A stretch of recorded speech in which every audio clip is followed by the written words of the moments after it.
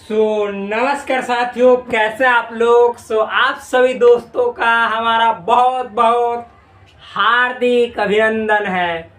बोल रहे होंगे आप क्या वोट मांग रहे हैं। नहीं नहीं मेरे दोस्त, आग्रह कर रहे हैं कि आज फिर से स्टार्ट हो गया आपका तीसरा पाठ, तृतीय पाठ, जो कि क्लास 10th के संस्कृत वाले जो बिहार बोर्ड 2024 में एग्जाम देने वाले हैं, उन विद्यार्थियों के लिए एक समझिए तो सोने का आभूषण है।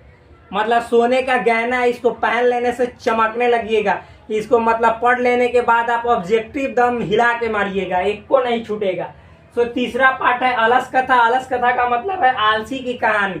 यानी इस चैप्टर में आप पढ़िएगा आलसी के कहानी के बारे में। बहुत सुंदर पाठ है, आप ध्यान से पढ़िए।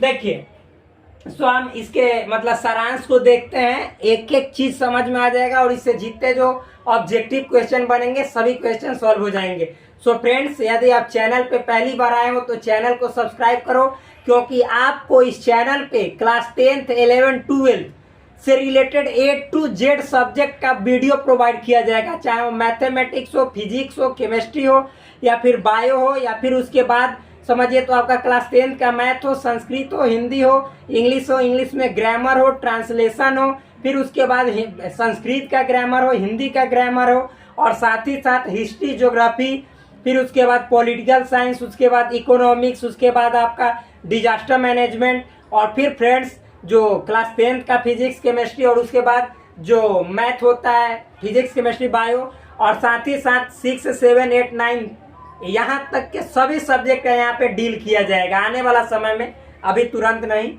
टाइम लगेगा इसमें, लेकिन एक एक चीज होगा। देखिए, स्टार्ट करते हैं इस चैप्टर को। क्या है समझिए।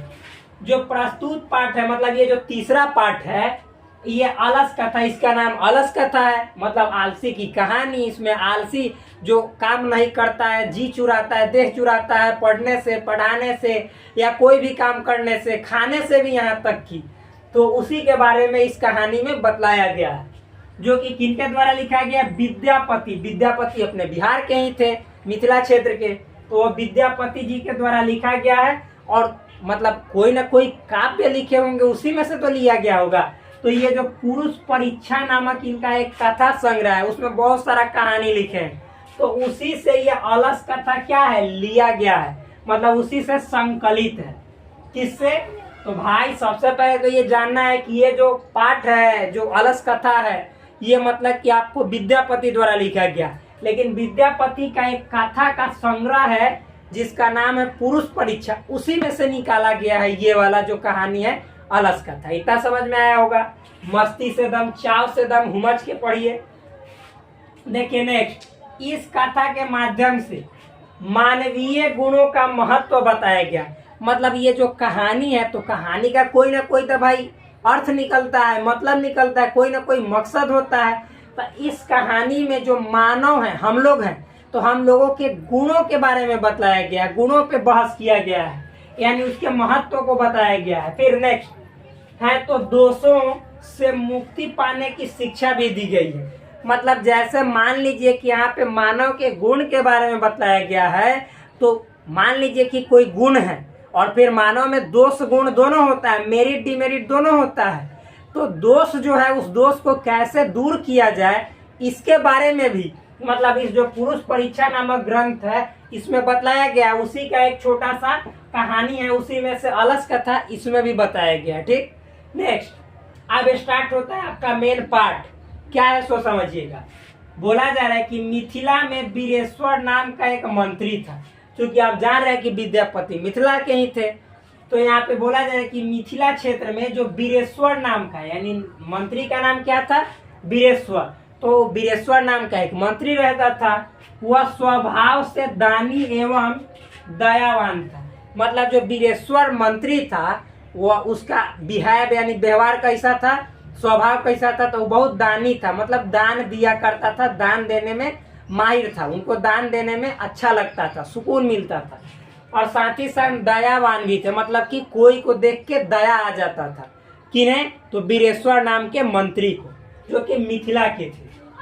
वह संकटग्रस्त हो, निर्धन हो तथा अनाथों को इच्छा अनुसार भोजन, वस्त्र दिया करता था। मतलब जो बीरेश्वर नाम के मंत्री हैं, जो इंसान संकटग्रस्त में, मतलब कि वास्तव में जेन्यून यानी सच में कोई दिक्कत है, कोई इंसान को संकट है, तकलीफ है, तो उसको, फिर निर्धन को, जो गरीब हैं, फिर अनाथ जिनका कोई नहीं है, उनको क्या करते थे, यानी उनके इच्छा के अनुसार, मंत्री के इच्छा के अनुसार ना, मतलब जो गरीब हैं, जो निर्धन हैं, जो फिर उसके बाद अनाथ हैं, या जो संकट में हैं, तो उनको जितना चाहिए उनके अनुसार भोजन देते थे, और साथ ही साथ कपड़ा भी देते थे, पहनने के लिए देते थे, और किस काम के लिए देते हूँ।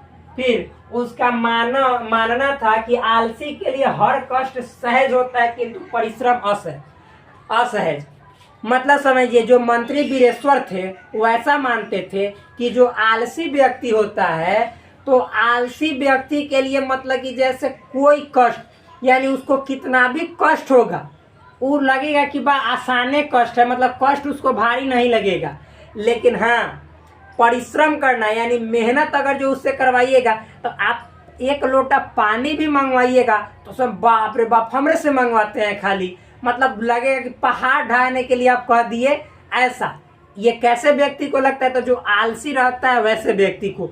आप अगर जो कहिएगा कि मतलब बैठ के मतलब कि जैसे सेज पे या सोफे पे बैठ के 1 घंटा पढ़ने के लिए कहिए, 1 घंटा पढ़े, मतलब पहाड़ लग रहा है कि पहाड़ ढाना है 1 घंटा, वैसे कहता है। तो ये आलसी का पहचान है, निशान है। मतलब उसको आसान काम भी हार्ड लगता है, चाहे उसको कितना भी कष्ट हो जाए, वो काम करना पसंद नहीं करता है।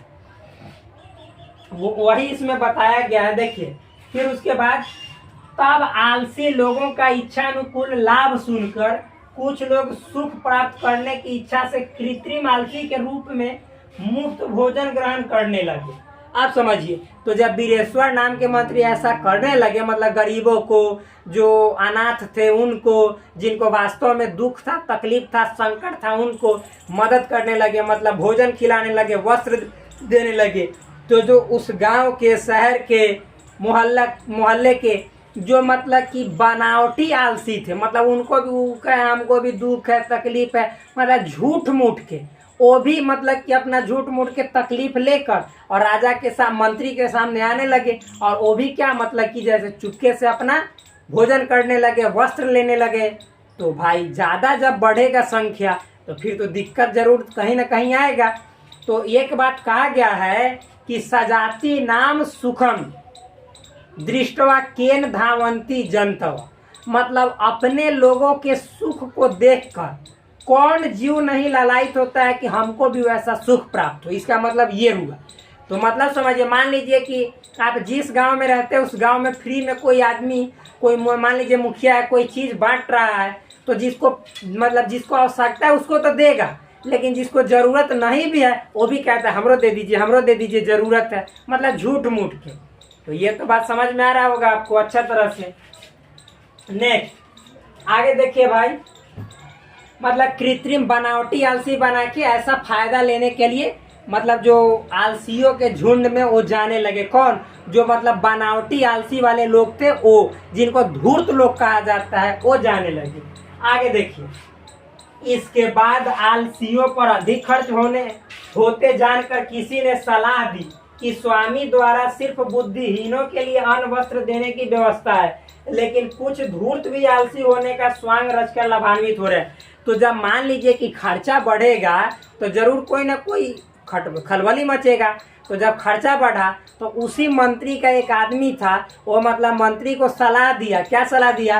कि स्वामी, हम सब मतलब देख रहे हैं कि आजकल खर्च मतलब कि बढ़ रहा है, तो क्या कारण है? तो कारण खोजा गया तो निकला कि कुछ लोग ऐसे हैं जो चालाकी से मतलब आलसी बनकर और लाभ ले रहे हैं। तो भाई मंत्री तो दयावान था, वो तो मतलब कि बहुत दानी था, वो कोई भी आगे दान देता था, वो जानता था कि वास्तव में गरीब है, मतलब ज़रूरत है, तो वो तो उनका नेचर था तो देते थे। लेकिन धीरे धीरे खर्च बढ़ेगा तो समस्या भी शुरू होगा, तो समस्या बढ़ने लगा तो उन्हीं का आदमी सलाह दिया कि स्वामी अब खर्च बढ़ रहा है, कि लगता है कि जो बनावटी मूर्ख मतलब कि बन के, जो बनावटी आलसी बन के लोग आ रहे हैं वो ज़्यादा से ज़्यादा फायदा उठा के ले जा रहे हैं और साथ ही साथ हम लोग का खर्च बढ़ा रहे हैं। तो देखिए मतलब बनावटी एक तरह से झूठ मूठ के लालच से आ रहे हैं। अब इसके बाद हम देखते हैं, बहुत सुंदर कहानी है, बहुत सुंदर कथा है, मन लगेगा। नेक्स्ट देखते हैं। देखिए फ्रेंड्स, नेक्स्ट देखिए, जब क्या होने लगा था, मतलब ऐसा मालूम चला कि इसमें कुछ ऐसा चालाकी करने वाले भी लोग हैं जो झूठ मूठ के आलसी बनकर और मतलब फ्री में जो मिल रहा भोजन है, जो वस्त्र है, उसका फायदा उठा रहे हैं। तो मतलब सलाह दिया कौन? वो मंत्री के आदमी, मंत्री को। इसलिए इन आलसियों के आलस्य की परीक्षा ली जाए। तो उनके आदमी जो थे, मंत्री के आदमी अपने आदमी थे जो चट्टे बट्टे रहते हैं, वो कहे मतलब कि मंत्री जी से कि अब क्या किया जाएगा, तो जो आलसी है उसका परीक्षा लिया जाएगा, टेस्ट लिया जाएगा। जो टेस्ट में पास होगा वो समझे तो आलसी है, जो फेल होगा वो चालाक मूर्ख है, धूर्त है, मतलब चालाक आलसी है। नेक्स्ट, ऐसा विचार करके आलसियों के घर में आग लगा दी गई। ऐसा मतलब जब विचार हो गया तो उसके बाद क्या किया गया, तो जो आलसी थे जहाँ पे रहते थे तो उनके घर में आग लगा दिया गया। घर में आग लगी देखकर सभी धूर्त भाग गए। यहाँ पे धूर्त होगा, सभी धूर्त भाग गए। मतलब जैसे ही घर में आग लगाया गया कि जितने जो चालाक मतलब कि आलसी थे, जो झूठ मूठ के लोगों, अपने जैसे लोगों को आलसी में मतलब आलसी बने देखकर, यानी एक तरह से फ्री में जो भोजन मिल रहा था, कपड़ा मिल रहा था, उसको देखकर जो झूठ मूठ के आलसी बने थे तो धूर्त लोग कहलाए। तो वो क्या, घर में जैसा ही आग लगा तो आग लगते ही देखकर भाग गए। लेकिन चारों आलसी कपड़े से मुंह ढक के सोए रहे। लेकिन जो सच में, जो वास्तव में जो चार आलसी थे वो दम अपना घर में आग लगा हुआ है, वो अपना निश्चिंत सोए हैं, कोई टेंशन नहीं, नो टेंशन। चारों आलसी आराम से कपड़े से मुंह ढक के सो रहे थे। आगे देखिए, आग लगी के कारण लोग शोरगुल मचाने लगे। जब आग लगता है भाई तो बहुत सारे उसमें जो बनावटी आलसी बनकर गए थे, जो चालाक मतलब आलसी थे, वो सब भागने लगे, शोरगुल हल्ला होने लगा। तो जब हो हल्ला होने लगा तब एक ने कहा, तो चारों आलसी में से जो पहला आलसी कोई था, मतलब एक आलसी क्या बोल रहा है, अरे यह कैसा शोरगुल है। तो उसमें से जो एक आलसी है वो कह रहा है कि अरे ये कैसा हल्ला हो रहा है, कैसा शोर मच रहा है, किस चीज का शोर है, क्योंकि वो सब चारों तक कपड़ा से मुंह ढक के सोयल था, मतलब सूता हुआ था। दूसरे ने कहा, तो पहला कह दिया कि अरे कौची का हल्ला हो रहा है, मतलब तीनों से बोला। तो दूसरा कहता है, दूसरा क्या कहा, जो दूसरा आलसी था, चार आलसी थे, तो दूसरा आलसी क्या कहता है, शायद इस घर में आग लगी है। दूसरा देखिए अब क्या कहता है कि शायद इस घर में आग लगी है। मतलब आप समझिए, वो जान रहा है कि इस घर में आग लगा है, फिर भी वो सुतता है। वो कैसा आलसी चारों होगा तो आप सोच सकते हैं, बड़ा मजा वाला कहानी। तीसरे ने कहा, तीसरा कहता है कि कोई धार्मिक नहीं है जो भींगी हुई चटाई से ढक दे। अब देखिए तीसरा बेवकूफ कितना मतलब आलसी था, वो कह रहा है छोड़ो ये सब बात, कोई मतलब अच्छा आदमी नहीं है जो हम सभी को मतलब कि चटाई, जो भींगल चटाई होता है, यानी जो चटाई को पानी में पहले धो देते हैं तो उसको भींगल चटाई कहते हैं, तब भींगल चटाई से उठा देता कि आग ना लगे। अब समझ जाइए आग लगल है तब ऐसा बात बोल रहा है। आप देखिए चौथा क्या कहता है आलसी, वो सुनिए। कह रहा है, अरे बचाल कितना बोलते हो, चुपचाप क्यों नहीं रहते। आप सुनिए, आग लगल है। आज चौथा का कहानी सुनिए। देखिए चौथा का बकवास कर रहा है कि अरे तुम लोग काहे इतना चिल्ला रहे हो, हल्ला कर रहे हो, क्या ज्यादा क्यों बोलते हो, चुपचाप से नहीं रहना, चुपचाप सुधो, आराम से मस्ती से सुधो, समझ जाइए घर में आग लगल। ऐसा आलसी मिलेगा। चारों आलसियों की बात सुनकर कोई दयावान उनके ऊपर आग न गिरे ऐसा जानकर सज्जन पुरुष द्वारा बाल खींचकर घर से बाहर निकाला गया। अब देखिए मतलब कि अगल बगल में बात तो सुनता ही है कि सब भाग रहा है, देख रहे हैं कि कौन असली आलसी है। तो इस बात को मतलब कि एक सज्जन पुरुष, मतलब जो पुरुष दूसरों की भलाई करता है उसको सज्जन पुरुष कहा जाता है। तो एक सुन रहा था इन चारों की बात। अब क्या किया, मतलब कि उन चारों के केस को, बाल को पकड़ के और घर से बाहर निकाला गया, ना तो जल जाता, आग गिर के मर जाता। तो निकाला, अब समझिए ऐसा ऐसा तो आलसी होता है। इसके बाद सज्जन पुरुष ने कहा, अब इसके बाद जो सज्जन पुरुष था वो क्या कहता है सो समझिए। कहता है कि स्त्रियों का रक्षक पति होता है, बच्चों का रक्षक माता तथा आलसियों का रक्षक कोई दयावान ही होता है। वो बड़ा अच्छा बात कहता है। कहता है कि जो स्त्रियां होती है उसकी रक्षा करने वाला, मतलब उसको जितना जो सामान होता है सब सामान की पूर्ति करने वाला उसका अपना पति होता है।